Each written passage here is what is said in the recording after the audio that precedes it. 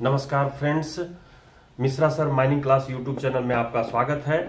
आज की वीडियो में जो डीजीएमएस के एग्जाम में legislation, ventilation, working machinery, overman etcetera mining सरदार की जो एग्जामिनेशन होने वाली है उसके संबंध में आपको मैं ट्रिक्स बताने वाला हूं, जिसमें मैं एक लेजिस्लेशन जो सब्जेक्ट है उसके प्रश्न को सामने मिलाते हुए वो ट्रिक्स बताने वाला हूं, जिससे कि आप क्वेश्चन को अटेम्प्ट कर प्रश्न को समझ करके अपने एग्जामिनेशन को पास कर सकें। इसके लिए मैं पहले क्वेश्चन को शेयर कर रहा हूं जो विगत वर्ष में आई हुई है। चलिए, वो करने के पहले मिश्रा सर माइनिंग क्लास की यूट्यूब चैनल को आप लाइक कर दीजिए, सब्सक्राइब कर दीजिए और अपने फ्रेंड्स के पास भी शेयर करके उनको भी लाइक सब्सक्राइब करने के लिए बोलिए, बेल आइकन जरूर दबाइए। तो आपके सामने मैं स्क्रीन पर शेयर कर रहा हूं ये क्वेश्चन जो लेजिस्लेशन की है। क्या कह रहा है आपकी स्क्रीन पर दिखाई दे रही होगी। मेरे कर्सर के साथ अपने नजर को मूव करिए और क्वेश्चन को समझने का प्रयास कीजिए, ताकि कम समय में आप अपना क्वेश्चन को समझ करके उसका आंसर को दे सकें और लगभग ज़्यादा से ज़्यादा क्वेश्चंस को अटेम्प्ट कर सकें। फ्रेंड्स, तो आपके सामने जो क्वेश्चन दिखाई दे रही है क्वेश्चन नंबर 141 है। बाकी जो आगे पीछे के जो क्वेश्चंस हैं उसको मैं डाल दूंगा यूट्यूब में, आप लोग उसको देख करके स्टडी कर लीजिएगा। तो ये जो आपके सामने क्वेश्चन है 141 क्या कह रहा है? A person attend the age of 21 years and hold the qualification of first class manager certificate of competency and in paid by and not directly answerable to the owner agent of the mine. He is eligible for appointment of manager under regulation 27 of the CMR 2007।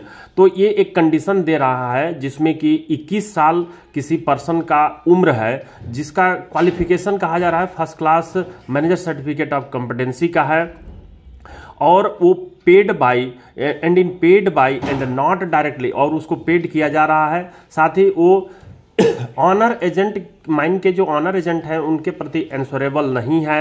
तो is he, क्या वह manager का appointment होने के लिए eligible है, ये प्रश्न पूछी जा रही है, जिसमें से ABCDE ऑप्शन दी हुई है। Yes, he is paid bye honour, यह वह पेड अपॉइंटमेंट किया जा सकता है क्योंकि ऑनर द्वारा पेड किया जा रहा है। बी नंबर में कह रहा है नो, उसे नियुक्त नहीं किया जा सकता। He is not directly answerable to the owner or agent of the mine, क्योंकि उसको हम लोग मैनेजर के रूप में अपॉइंट नहीं कर सकते हैं क्योंकि वो माइन के ऑनर एजेंट के प्रति जो है डायरेक्टली एंसरेबल नहीं है। फिर सी में कह रहा है no, he is under age for the appointment and not directly answerable to the owner और एजेंट ऑफ द माइन।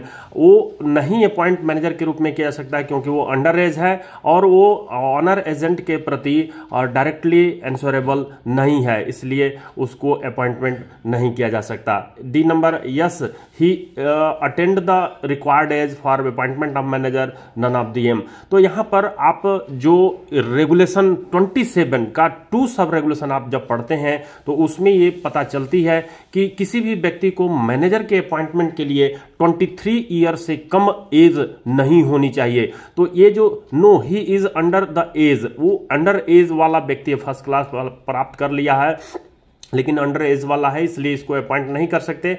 और साथ ही जो वो मैनेजर और एजेंट और ऑनर के प्रति वो डायरेक्टली आंसरेबल नहीं है, ये प्रश्न में दिया हुआ है कि वो डायरेक्टली आंसरेबल नहीं है, इसलिए इसमें से जो 5 ऑप्शन है उसमें से सी नंबर ऑप्शन जो है वो सही होगी, उसी को टिक लगाइएगा। तो ये जो क्वेश्चन जैसे ही आप देख रहे हैं तो जो 27 क्वेश्चन है, चाहे ओवरमैन की एग्जामिनेशन हो, चाहे सेकेंड क्लास मैनेजर या फिर जो है फर्स्ट क्लास मैनेजर की एग्जामिनेशन हो, तो उसमें 27 रेगुलेशन का जो कीवर्ड और की नंबर है उसको आपको नोट आउट करके रख लेना होगा, ताकि रिवीजन के समय में आपको आराम से कम समय में आप रिवीजन कर सकें। तो जैसे आपके सामने दिखाई दे रही है कि दूसरी नंबर यहां सब रेगुलेशन 23 ईयर की बात की गई है। No person shall act or be employed as a manager unless he is attained 23 year of age। तो यहाँ आप 23 year of age के नीचे अंडरलाइन कर लीजिए, ये इसको हाईलाइट कर लीजिए, एंड इज पेड बाय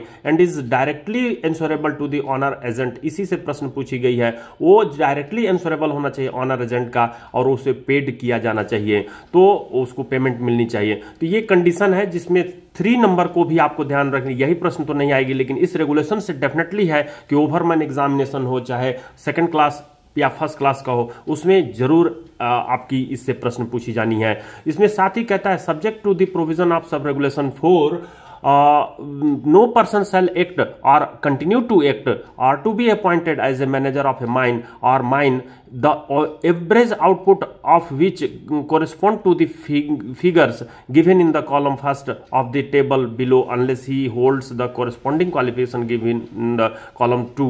तो ये कॉलम 1 और कॉलम 2 में दिया गया है कि बिलो ग्राउंड माइन और ओपन कास्ट माइन के लिए अगर प्रोडक्शन के कितनी हो रही है उस आधार पर किस क्वालिफिकेशन के पर्सन्स को आप माइन का मैनेजर अपॉइंटमेंट करेंगे।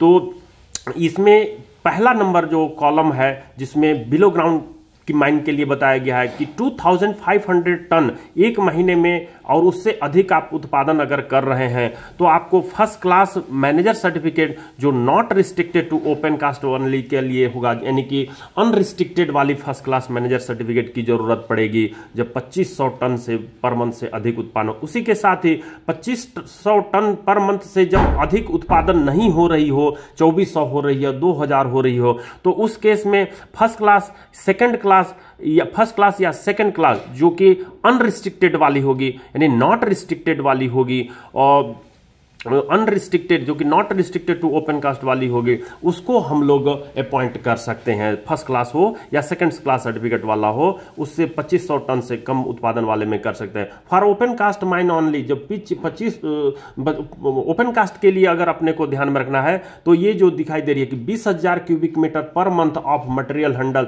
से अधिक अगर आप ओपन कास्ट में कर रहे हैं तो फर्स्ट क्लास मैनेजर सर्टिफिकेट वाली होनी चाहिए। जबकि इसमें रिस्ट्रिक्शन नहीं है कि कितनी वो अनरिस्ट्रिक्टेड होगा या रिस्ट्रिक्टेड होगा, दोनों में से कोई भी चल सकता है। डी नंबर में कह रहा है कि 20,000 cubic metre material handle per month से अगर अधिक नहीं उत्पादन हो रही है, प्रोडक्शन हो रही है, तो उस केस में मटेरियल हैंडल नहीं हो रही है तो फर्स्ट क्लास मैनेजर का साथ या तो आपको फर्स्ट क्लास वाला या सेकंड क्लास वाला जिसमें अनरिस्ट्रिक्टेड हो या रिस्ट्रिक्टेड हो, दोनों जो है इसमें चल जाएगी। तो इस तरीके से क्वेश्चन को जब पढ़ते हैं तो उसको रेगुलेशन से या अन्य स्टैट्यूट से कोरिलेट करके उसको मैच करना है और उसके बाद जो है उसको आंसर देनी है फ्रेंड्स। तो आपके सामने इसी तरीके से क्वेश्चन नंबर 142 दिख रही है, या उसके आगे जो और क्वेश्चंस है उसको मैं शेयर करूंगा अगले वीडियो में।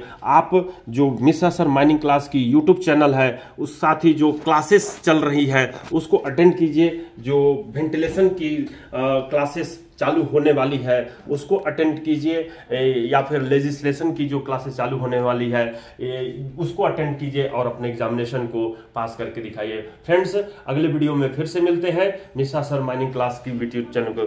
Thank you.